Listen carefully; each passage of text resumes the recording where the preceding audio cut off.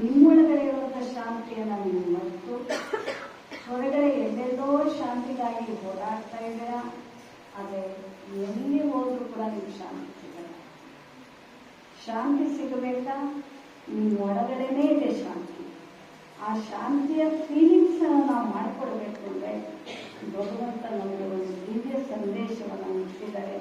ಮತ್ತೆ ಎಲ್ಲಿವರೆಗೂ ನೀವು ಸೆಲ್ಫ್ ರಿಯಲೈಸೇಷನ್ ಮಾಡಲ್ಲ, ನಿಮ್ಮ ಒಳಗಡೆ ಒಂದು ಆಂತರಿಕವಾಗಿ ಒಂದು ಶಕ್ತಿ ಇದೆಯಲ್ಲ, ಆ ಶಕ್ತಿ ಫೀಲಿಂಗ್ಸ್ ಬರಲಿಲ್ಲ ಅಂದರೆ ಖಂಡಿತ ಶಾಂತಿ. ಆ ಶಾಂತಿಯನ್ನು ಪಡ್ಕೊಳ್ಳುವಂತಹ ವಿಧಾನ ಈ ಈಶ್ವರಿ ವಿಶ್ವವಿದ್ಯಾಲಯದಲ್ಲಿ ಸ್ವಯಂ ಯಾವ ವ್ಯಕ್ತಿಯೂ ಕೂಡ ಇದನ್ನು ಕಲಿಸಿಕೊಡೋದಿಲ್ಲ.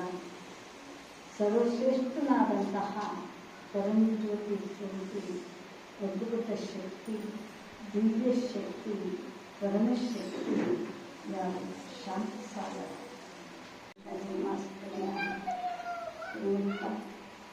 ತಮ್ಮೆಲ್ಲರಿಗೂ ಸಹ ಶುಭಾಶಯಗಳು.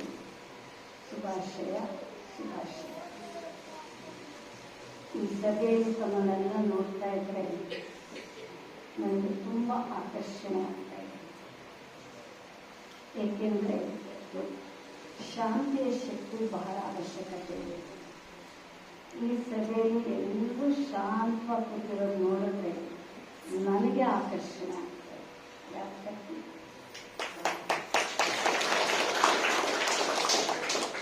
ಏಕೆಂದರೆ ಪ್ರತಿಯೊಬ್ಬರಿಗೂ ಸಹ ಬೇಕಾಗಿರೋದೇ ಶಾಂತಿ.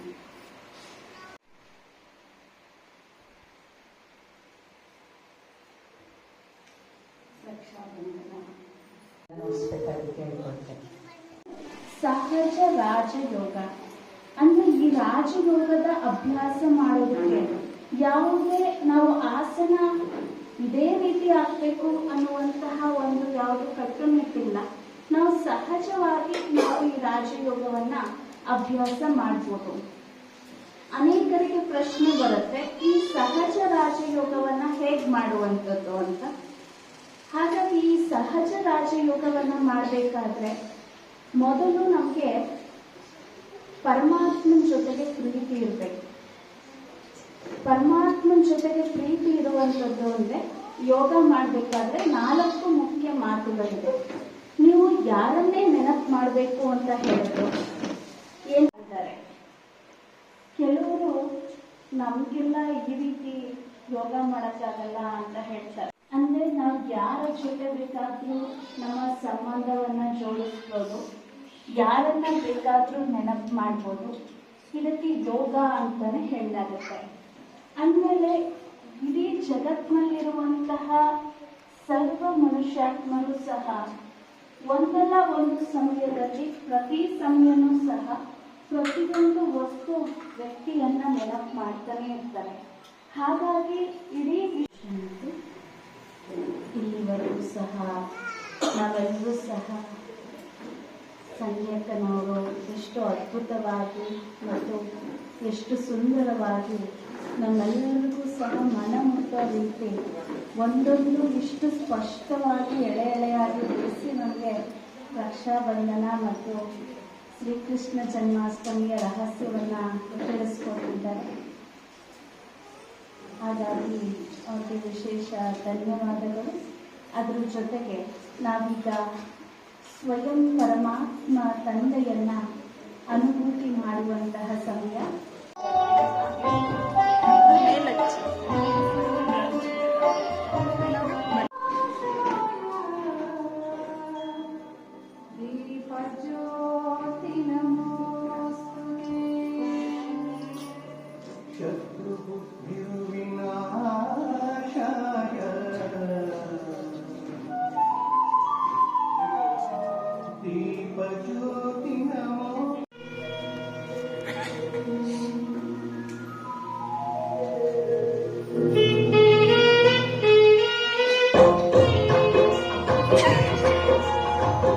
ಕೃಷ್ಣ ಜನ್ಮಾಷ್ಟಮಿಯ ಒಂದು ಶುಭಾಶಯಗಳನ್ನು ಕೋರ್ತಾ ಕಾರ್ಯಕ್ರಮ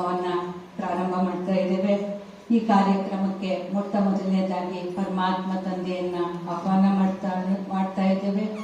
ಜೊತೆಗೆ ಮೈಸೂರಿನ ವಿಜಯನಗರದ ಸೇವಾ ಕೇಂದ್ರದಿಂದ ಆಗಮಿಸಿರುವಂತಹ ಸಂಚಾಲಕರಾದಂತಹ ರಾಜಯೋಗಿನಿ ಬ್ರಹ್ಮಕುಮಾರಿ ಸಂಧ್ಯಕ್ಕನವರನ್ನ ವೇದಿಕೆಯಲ್ಲಿ ಅಲಂಕರಿಸಬೇಕಾಗಿ ಕೇಳಿಕೊಳ್ತಿದ್ದೇನೆ.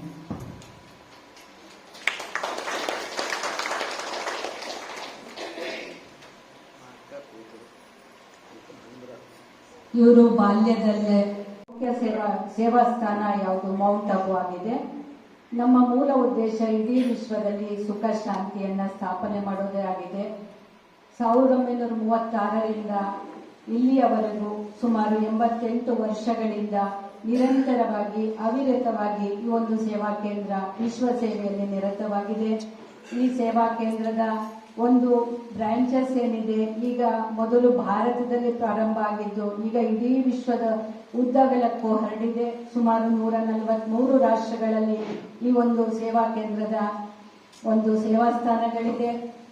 ಪ್ರತಿನಿತ್ಯ ಸುಮಾರು 15 ಲಕ್ಷದವರೆಗೂ ನಿತ್ಯ ವಿದ್ಯಾರ್ಥಿಗಳು ಈ ಒಂದು ಸೇವಾ ಕೇಂದ್ರದಲ್ಲಿ ತಮ್ಮ ಜೀವನವನ್ನ ಸಾರ್ಥಕ ಮಾಡಿಕೊಳ್ತಾ, ಜ್ಞಾನವನ್ನ ಕೇಳ್ತಾ ತಮ್ಮ ಜೀವನವನ್ನ ಬಹಳ ಸುಂದರವಾಗಿ ನಡೆಸಿಕೊಂಡು ಹೋಗ್ತಾ ಇದ್ದಾರೆ. ಮತ್ತೆ ಈ ಒಂದು ಸೇವಾ ಕೇಂದ್ರದಲ್ಲಿ ಬಹಳಷ್ಟು ವಿಚಾರಗಳು, ಸುಮಾರು ಒಂದು 20 ವಿಂಗ್ಗಳ ಸೇವೆ ನಡೆಯುತ್ತಾ ಇದೆ. ಎಲ್ಲ ವಿಂಗ್ನವರಿಗೂ ಸಹ, ಮುಖ್ಯವಾಗಿ ಬಹಳಷ್ಟು ಒತ್ತಡದಲ್ಲಿ ಇರುವಂತಹ ಎಲ್ಲರಿಗೂ ಸಹ ಒತ್ತಡ ಮುಕ್ತ ಜೀವನ ಹೇಗೆ ಅನ್ನುವ ಒಂದು ವಿದ್ಯೆಯನ್ನ ಇಲ್ಲಿ, ವಿಚಾರವನ್ನ ಇಲ್ಲಿ ತಿಳಿಸ್ಕೊಡ್ತಾರೆ. ಇಂತಹ ಒಂದು ವಿಶೇಷ ಸೇವೆಯನ್ನು ಮಾಡ್ತಾ ನಿರಂತರವಾಗಿ ಸೇವೆಯನ್ನು ಸಲ್ಲಿಸ್ತಾ ವಿಶ್ವದಾದ್ಯಂತ ಈ ಒಂದು ಸೇವಾ ಕೇಂದ್ರ ನಡೆಸ್ಕೊಂಡು ಬಂದಿದೆ.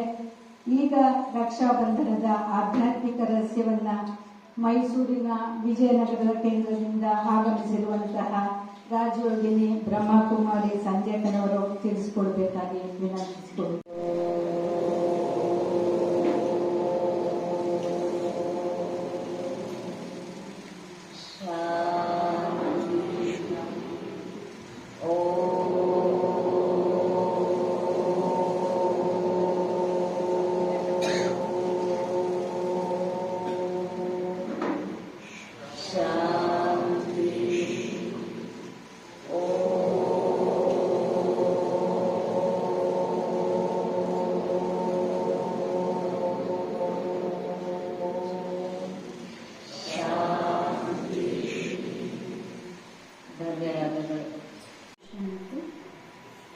ಇಲ್ಲಿವರೆಗೂ ಸಹ ನಾವೆಲ್ಲರೂ ಸಹ ಸಂಧ್ಯಕ್ಕನವರು ಎಷ್ಟು ಅದ್ಭುತವಾಗಿ ಮತ್ತು ಎಷ್ಟು ಸುಂದರವಾಗಿ ನಮ್ಮೆಲ್ಲರಿಗೂ ಸಹ ಮನಮುಟ್ಟುವ ರೀತಿ ಒಂದೊಂದು ಇಷ್ಟು ಸ್ಪಷ್ಟವಾಗಿ ಎಳೆಯಾಗಿ ಬಿಡಿಸಿ ನಮಗೆ ರಕ್ಷಾಬಂಧನ ಮತ್ತು ಶ್ರೀಕೃಷ್ಣ ಜನ್ಮಾಷ್ಟಮಿಯ ರಹಸ್ಯವನ್ನು ತಿಳಿಸ್ಕೊಟ್ಟಿದ್ದಾರೆ. ಹಾಗಾಗಿ ಅವ್ರಿಗೆ ವಿಶೇಷ ಧನ್ಯವಾದಗಳು. ಅದರ ಜೊತೆಗೆ ನಾವೀಗ ಸ್ವಯಂ ಪರಮಾತ್ಮ ತಂದೆಯನ್ನ ಅನುಭೂತಿ ಮಾಡುವಂತಹ ಸಮಯ. ಅಂದರೆ ನಾವು ಯಾರ ಜೊತೆ ಬೇಕಾದರೂ ನಮ್ಮ ಸಂಬಂಧವನ್ನು ಜೋಡಿಸ್ಬೋದು, ಯಾರನ್ನ ಬೇಕಾದರೂ ನೆನಪು ಮಾಡ್ಬೋದು. ಇದಕ್ಕೆ ಯೋಗ ಅಂತಾನೆ ಹೇಳಲಾಗುತ್ತೆ. ಅಂದಮೇಲೆ ಇಡೀ ಜಗತ್ತಿನಲ್ಲಿರುವಂತಹ ಸರ್ವ ಮನುಷ್ಯಾತ್ಮರು ಸಹ ಒಂದಲ್ಲ ಒಂದು ಸಮಯದಲ್ಲಿ, ಪ್ರತಿ ಸಮಯನೂ ಸಹ ಪ್ರತಿಯೊಂದು ವಸ್ತು ವ್ಯಕ್ತಿಯನ್ನ ನೆನಪು ಮಾಡ್ತಾನೆ ಇರ್ತಾರೆ. ಹಾಗಾಗಿ ಇಡೀ ಇರ್ತಾರೆ. ಕೆಲವರು ನಮಗೆಲ್ಲ ಈ ರೀತಿ ಯೋಗ ಮಾಡೋಕ್ಕಾಗಲ್ಲ ಅಂತ ಹೇಳ್ತಾರೆ. ಸಹಜ ರಾಜಯೋಗ ಅಂದ್ರೆ ಈ ರಾಜಯೋಗದ ಅಭ್ಯಾಸ ಮಾಡೋದಕ್ಕೆ ಯಾವುದೇ ನಾವು ಆಸನ ಇದೇ ರೀತಿ ಆಗ್ಬೇಕು ಅನ್ನುವಂತಹ ಒಂದು ಯಾವುದು ಕಟ್ಟುನಿಟ್ಟಿಲ್ಲ. ನಾವು ಸಹಜವಾಗಿ ನಾವು ಈ ರಾಜಯೋಗವನ್ನ ಅಭ್ಯಾಸ ಮಾಡ್ಬೋದು. ಅನೇಕರಿಗೆ ಪ್ರಶ್ನೆ ಬರುತ್ತೆ, ಈ ಸಹಜ ರಾಜಯೋಗವನ್ನ ಹೇಗ್ ಮಾಡುವಂಥದ್ದು ಅಂತ. ಹಾಗಾಗಿ ಈ ಸಹಜ ರಾಜಯೋಗವನ್ನ ಮಾಡಬೇಕಾದ್ರೆ ಮೊದಲು ನಮಗೆ ಪರಮಾತ್ಮನ ಜೊತೆಗೆ ಪ್ರೀತಿ ಇರಬೇಕು. ಪರಮಾತ್ಮನ ಜೊತೆಗೆ ಪ್ರೀತಿ ಇರುವಂಥದ್ದು ಅಂದ್ರೆ ಯೋಗ ಮಾಡಬೇಕಾದ್ರೆ 4 ಮುಖ್ಯ ಮಾತುಗಳಿದೆ. ನೀವು ಯಾರನ್ನೇ ನೆನಪು ಮಾಡಬೇಕು ಅಂತ ಹೇಳಿದ್ರು